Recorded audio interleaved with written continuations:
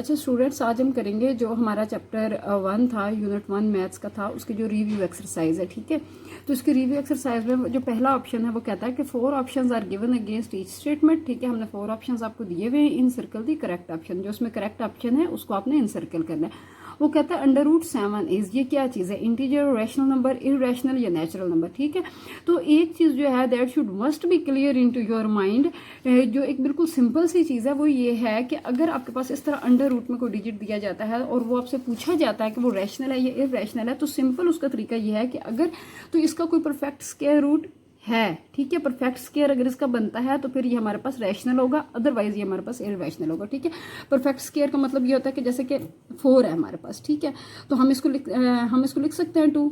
ठीक है, इसका भी परफेक्ट स्क्वायर होता है। इसी तरह अगर 9 है, ठीक है, इसका भी परफेक्ट स्क्वायर होता है। इसी तरह अगर वो हमें 49 दे देता है, ठीक है, तो इसका भी होता है। ठीक है, तो ये चीज़ें जो हमारे पास होती हैं, ये 49 हो गया, 4 हो गया, √9 हो गया, इनको हम रैशनल कहेंगे। लेकिन जैसे कि 7 है, ठीक है, तो 7 का तो कोई भी परफेक्ट स्क्वायर नहीं होता, तो इसलिए 7 हमारे पास क्या होगा, इरेशनल। ठीक है, कोई भी ऐसा जिसका परफेक्ट स्क्वायर नहीं बनता वो हमारे पास क्या होता है, इरेशनल। तो √7 इरेशनल है।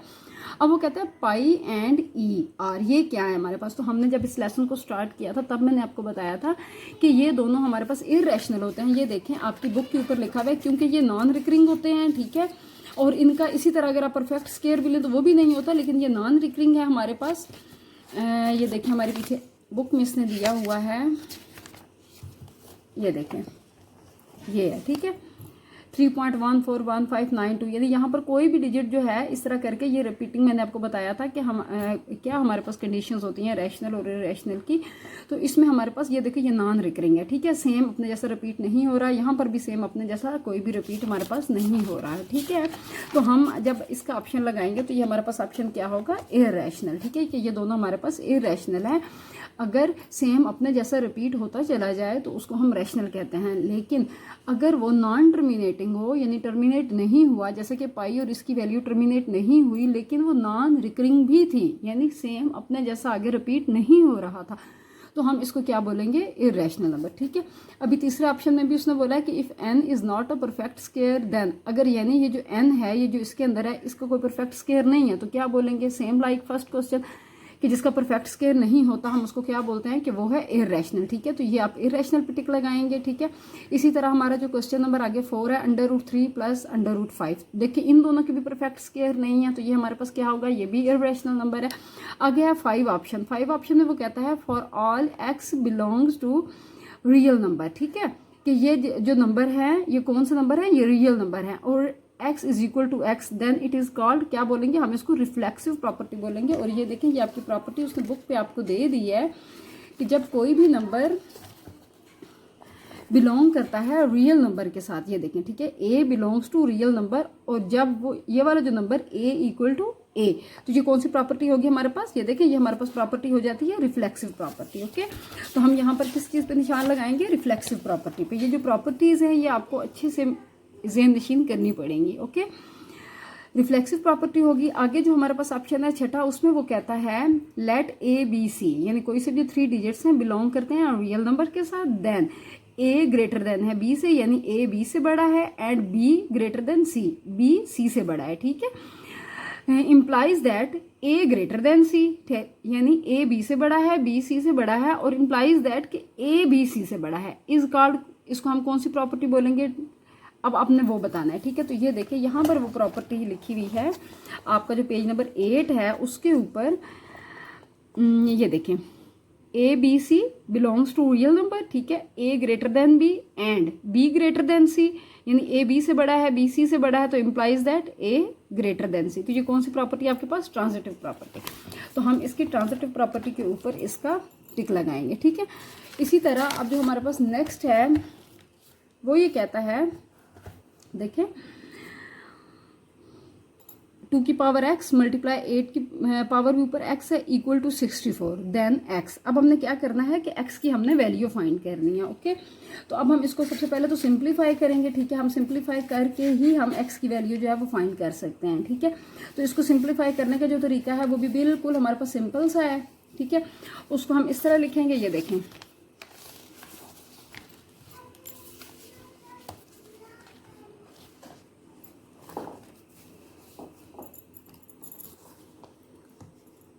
2 की पावर क्या है x मल्टीप्लाई 8 की पावर x इक्वल टू वो कह रहा है 64। ठीक है, अब हमने वैल्यू फाइंड करनी किसकी है, x की वैल्यू फाइंड करनी है। तो ये देखें 2 की पावर x, ठीक है, 8 के हम फैक्टर्स बनाएंगे, 2 4 ज़ा 8, 2 2 ज़ा 4 एंड 2 1 ज़ा 2। ठीक है, तो 2 की पावर क्या आ जाएगी 3, सॉरी यहाँ पर मल्टीप्लाई का साइन है, 2 की पावर 3 और ऊपर x। इसी तरह हम 64 का जो है वो भी हम फैक्टर्स बना लेंगे, 2 3 ज़ा 6, 2 2 ज़ा 4, 2 16 ज़ा 32, 2 8 ज़ा 16, 2 4 ज़ा 8, 2 2 ज़ा 4 एंड 2 1 ज़ा 2। तो 1 2 3 4 5 6। ठीक है, तो ये हमारे पास हम इसको लिख सकते हैं 2 की पावर 6। ठीक है, अब देखें 2 की पावर x मल्टीप्लाई 2 की पावर 3 को जब x के साथ मल्टीप्लाई करेंगे तो 3x इक्वल टू ये 2 की पावर एज इट इज़ फिलहाल रहेगी। अब देखिए हमारे पास बेसिस सेम है तो पावर्स ऐड हो जाएंगी। ठीक है, x plus 3x equal to 2 की पावर 6। अब देखिए 3x में 1x ऐड करेंगे तो 4x और 2 की पावर 6। अब देखें जब हमारे पास बेसिस सेम होती हैं, इक्वल होती हैं और सेम हो तो उनकी पावर्स भी हमारे पास इक्वल होती हैं, तो हम इसको लिख सकते हैं 4x इक्वल टू 6, यानी 4x और ये इन दोनों की पावर्स को। अब x की हमने क्योंकि वैल्यू फाइंड करनी है तो ये 4 इसके साथ आकर डिवाइड हो जाएगा, 2 3 ज़ा 6 एंड 2 2 ज़ा 4। तो x की वैल्यू जो है वो हमारे पास आके 3 डिवाइडेड बाई 2। ठीक है, ये देखें जो यहाँ पर ऑप्शन उसने दिया हुआ है 3 डिवाइडेड बाई 2, ये हमारे पास करेक्ट ऑप्शन है। ठीक है, अब आगे देखें वो क्या कहता है, वो कहता है let A B belong to real number then A equal to B and B equal to A, यानी ए बी के बराबर है और बी ए के बराबर है। तो इसको कौन सी प्रॉपर्टी बोलेंगे, इसको हम सिमेट्रिक प्रॉपर्टी बोलते हैं। ये देखें यहाँ पर उसने दी हैं सारी प्रॉपर्टीज़, आप यहाँ से चेक भी कर सकते हैं। और दूसरा ये कि आपने इसको याद करना है। ठीक है, A B belongs to real number, A equal है बी के, implies that B equal to A के। तो ये कौन सी हमारे पास प्रॉपर्टी है, सिमेट्रिक प्रॉपर्टी। ओके, तो हम यहाँ पर सिमेट्रिक प्रॉपर्टी के ऊपर इसका जो है वो ऑप्शन टिक करेंगे। ठीक है, ये देखिए सिमेट्रिक प्रॉपर्टी। ओके, अब अगला जो है हमारे पास MCQ, उसमें वो कहता है √75 प्लस √27 इक्वल, यानी इन दोनों को आप ऐड करें और इसका आंसर किस चीज़ के इक्वल आता है। ठीक है, तो इसको भी ऐड करना निहायत आसान है। ये देखें हम सबसे पहले अपना क्वेश्चन लिखेंगे, ये देखें √75 प्लस √27। ठीक है, हम इसके फैक्टर्स बनाएंगे। ठीक है, सबसे पहले हमने 75 के बनाना है, 3 2 ज़ा 6, 1 इधर इसको कैरी दे देंगे, 3 5 ज़ा 15, 5 5 ज़ा 25 एंड 5 1 ज़ा 5। ठीक है, तो हम इसको लिख सकते हैं 3 मल्टीप्लाई 5 की पावर 2। ठीक है, इसी तरह 27। ठीक है, तो अब हम जब हम 27 की जब हम बनाएंगे तो ये देखें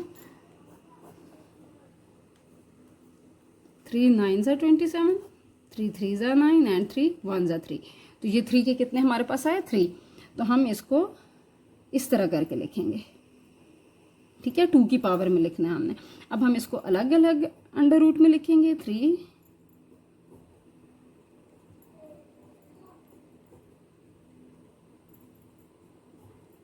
ठीक है, अब देखें ये इसके साथ कैंसिल हो जाएगा, ये इसका कैंसिल हो जाएगा, तो ये जो है ये हमारे पास √3 यहाँ पर आएगा। ये जो 5 इससे बाहर निकल आया है इसको हम यहाँ लिखेंगे, ये यहाँ पर लिखेंगे और ये इस तरह, यानी ये इसका इसके साथ कैंसिल हो गया। और ये अब 5 और 3 को हम क्या करेंगे, ऐड करेंगे। ठीक है,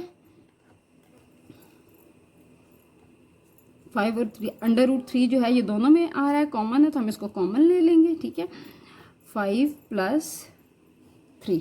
ठीक है, अब देखें कि 5 + 3 क्या होता है 8, तो अब हम इसको इस तरह लिखेंगे 8 यहाँ पर और √3। ठीक है, तो ये हमारा इसका आंसर है और यही ऑप्शन जो है ये हम यहाँ पर टिक करेंगे। ठीक है, ये देखें 8 √3। ठीक है। अब जो है हमारे पास सबसे लास्ट वाला MCQs वो कहता है the product of 3 + √5 and 3 - √5 is. इसका हमने प्रोडक्ट फाइंड करके बताना है कि ये हमारे पास क्या है, प्राइम है, इरेशनल, रैशनल या ऑड है। ठीक है, तो ये देखिए हम सबसे पहले इसका प्रोडक्ट यहाँ पर फाइंड करेंगे। ये उसी तरह आ रहा है कुछ A + B और A - B। ठीक है, आपको याद होगा कि हम इसको इस तरह करते थे, A + B और A - B का जो फार्मूला है हम इसको लिख सकते हैं A की स्क्वायर प्लस माइनस माइनस और B की स्क्वायर। तो ये भी हम इसी फॉर्म में लिखेंगे। ठीक है, A की स्क्वायर यानी 3 है तो 3 की स्क्वायर, ठीक है, प्लस माइनस माइनस और √5 की स्क्वायर। ठीक है, तो जब हम 3 को 2 टाइम्स करते हैं तो ये हमारे पास 9 हो जाता है, ये इसके साथ कैंसिल हो जाता है तो 5। ठीक है, अब 9 में से जब 5 माइनस करते हैं तो 4। तो कोई भी जो नंबर है वो हमारे पास रैशनल होता है, तो हम अब इसमें जो है रैशनल नंबर है अब हम उसको टेक करेंगे। ठीक है, ये हमारे पास रैशनल नंबर है। अब ये हमारे MCQs जो हैं वो कंप्लीट हो गए हैं। अब हम इसके नेक्स्ट जो हैं वो क्वेश्चन करते हैं।